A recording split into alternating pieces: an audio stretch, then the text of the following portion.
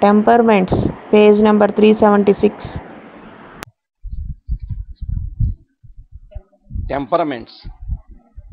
We see many absurd statements in our homeopathic literature. Many of these statements are the ex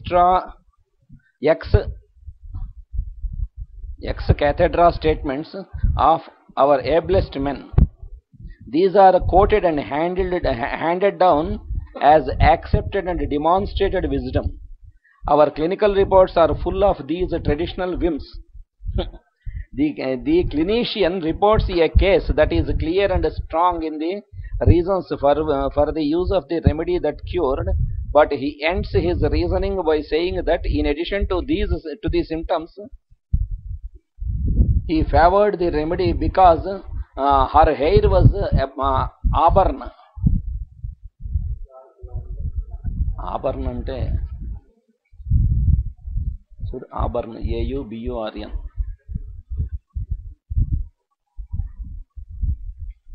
Brown in color and reddish brown color of hair. Her hair was auburn or blonde or dark according to the remedy selected, which is fully approved by the guiding symptoms. A man who is given to asking questions will naturally desire to know if Pulsatilla ever produced light colored hair or has ever changed dark hair to blonde. If the former, then it is pathogenetically related to the case. If the latter, it is clinically related to the case. If neither, then why give such reasons for selecting the remedy? If Pulsatilla has cured 50 consecutive cases in blondes when the symptoms were such as were produced in healthy people, is that an iota of proof that it will not cure just as speedily in brunettes? And if it is not a reason that it will not cure in brunettes when the symptoms call for it, does it appear a folly to give Pulsatilla to a woman because she is a blonde? Ignitia వాళ్ళనేమో బ్లాండ్స్ అంటాడు, పల్స్టిలా వాళ్ళని brunettes అంటాడు. అంచేత వాళ్ళలో ఇదివం వీళ్ళలో అదేమో అంటే మరి India ఈ సిమ్టమ్స్ ఇండికేట్ అయితే వీళ్ళకి పనికిరాదా, వీళ్ళకి ఇండికేట్ అవ్వదా? If dark hair is not a symptom of disease, how can any physician use it as even one symptom in any given prescription? If it is a natural condition, why think of it as one of the elements to be considered in making a prescription?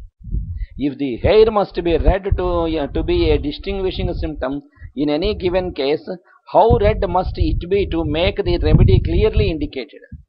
Or if only slightly red, what other remedies would shade in because of this slight difference in the color of the hair? The true basis of a homeopathic remedy is the collection of signs and symptoms, and these must be morbid, has been the teaching of Hahnemann and his ablest followers, and such teaching is the only teaching that conforms to law. అదే ఆ వెంట్రుకలు ఏ రంగులో ఉన్నాయి, కొంచెం తేడా ఉన్నాయా, బాగా రెడ్గా ఉన్నాయా, కొంచెం లైట్ రెడ్గా ఉన్నాయా, మిగతా రెమెడీస్కి ఎలాగా తేడా వస్తుంది, అదొకటే కాదంటున్నాడు. దాని మీద బేస్ అయ్యి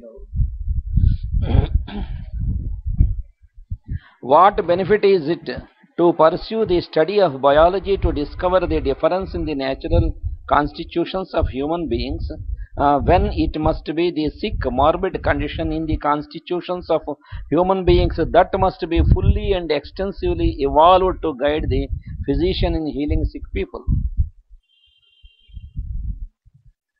The color of the hair and eyes, the form or shape, the tall or short, are not generally considered morbid, nor do they take any part whatever in the sick image of any given totality of symptoms. The bilious temperament is too vague and too variable, even when morbid, to guide a remedy. When he may be better or worse from motion, cold air, warm air, changes of weather, exertion, and so on to the end of our modalities. No two observers mean the same thing when they speak of a bilious condition or temperament. Bilious temperament, bilious constitution అన్నప్పుడు ఎవడి idea వాడితే కరెక్ట్గా దీనికి గైడింగ్గా లేవు కాబట్టి. If the mental predominates, it would mean half of the remedies in our materia medica, even if he is morbid in the mental makeup. The motive temperament is found in a large number of our most active and steady workers in both mental and physical employment. The sanguine temperament is found in many who are sound in body and mind, and the words do not recall a single proving. Temperaments are not caused by provings and are not changed in any manner by our remedies, however well indicated by symptoms found in persons of marked temperamental makeup. To twist these temperaments into our pathogenesis, symptomatology or pathology is but a misunderstanding of our homeopathic principles. కాబట్టి ఒక్కోసారి టెంపర్మెంట్స్లో వాళ్ళు change mental సిమ్టమ్స్లో మార్పు రావచ్చు. పూర్తిగా వాడి basic టెంపర్మెంట్లో ఒక్కోసారి మార్పు రాదు. నువ్వు ట్రీట్మెంట్ ఇచ్చిన దాని తర్వాత కూడా కొన్ని కేసెస్లో ఎందుకు రాదంటే ఇది నేను చెప్తున్నాడు.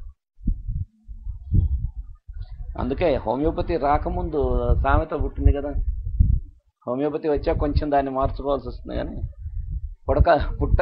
పుట్టకతో వచ్చిన బుద్ధి పుడకలతో కానీ పోతుంది.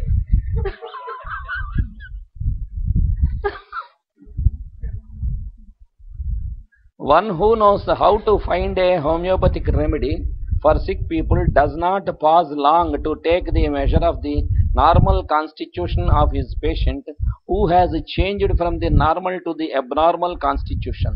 This morbid condition of body or mind or both is composed of signs and symptoms not belonging to the health of the patient, no matter how recent or long-standing they may be.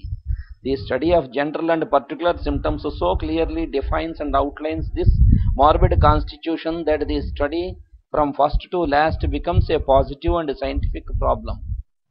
It is not something fanciful, but can be demonstrated at the bedside as a positive and certain procedure from beginning to ending, and it is entirely based upon facts, omitting all opinions and theories. అవన్నీ పక్కా పెట్టేమన్నాడు. అసలు facts లాస్ని బట్టి ఏదైతే ఉన్నాయో అది మాత్రం తీసుకుని దాని ప్రకారం ప్రొసీడ్ అవ్వమాట. నా ఉద్దేశం ఇది, ఇవ్వాలని కేసులో ఇలా ఇగో దీన్ని బట్టి ఇచ్చాను కాబట్టి తగ్గింది, కరెక్టే. మిగతా వాటితో సరిపోతే తగ్గచ్చు. ఒక్కోసారి ప్రూవింగ్స్లో లేనివి కూడా మిగతా దీన్ని బట్టి మనం కనుక సెలెక్ట్ చేసినట్టయితే చాలా మందిలో తగ్గుతాయి. మేము చెప్పలేదండి ఫలానా వస్తువు మాకు పడదని, కానీ మీరు ట్రీట్మెంట్ ఇచ్చాక అది పడుతుంది అంటారు. ప్రూవింగ్స్లో అది లేకపోవచ్చు, కానీ వాడి కాన్స్టిట్యూషన్ మారేసరికి అది మారచ్చు.